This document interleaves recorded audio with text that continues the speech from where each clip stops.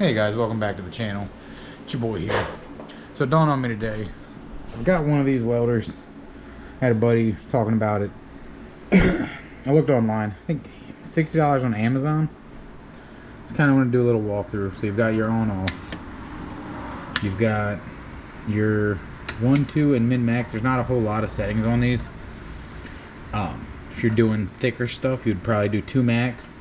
And you can, it does have a wire speed over here that you can go faster or slower on your wire. I find on the thinner stuff, I'm putting it down low and I'm running a higher speed just so that way it's getting more wire in, it's not blowing holes through it. Because if you're doing thin stuff and you're on like the high settings and a slower speed, it's just going to heat it up so much it's going to blow through it and there's going to be nothing left there. The ground on these is a little rinky-dink one, so I ended up cutting it out and putting my own ground on it. I don't know, it felt super cheap, so we changed it out. I do have different wire in here than what came with it. I think I just bought a better name brand flux core wire.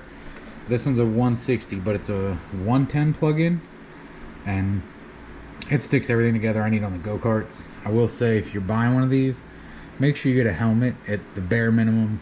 It comes with a like a holdable one, which you can't, that it doesn't work. Just spend the money, buy another helmet. I've got a auto darkening one. I don't know where it is right now, but I have an auto darkening one that's super nice. I think I spent like 30-40 Amazon, 30-40 bucks. It's worth it. Save your eyes.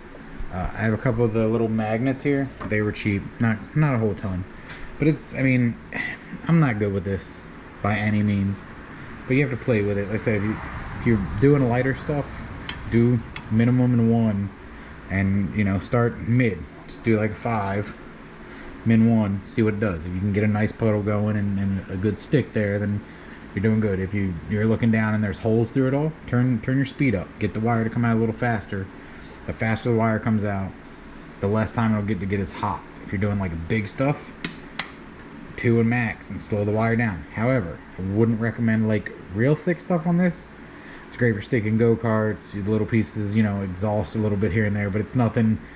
If you're doing like full-blown stuff, unless you're proficient with a welder, I wouldn't risk this, but this works for go-karts, the little cages on them, and I've not had an issue out of the orange cart we welded up yet, and we put that thing through some paces out back.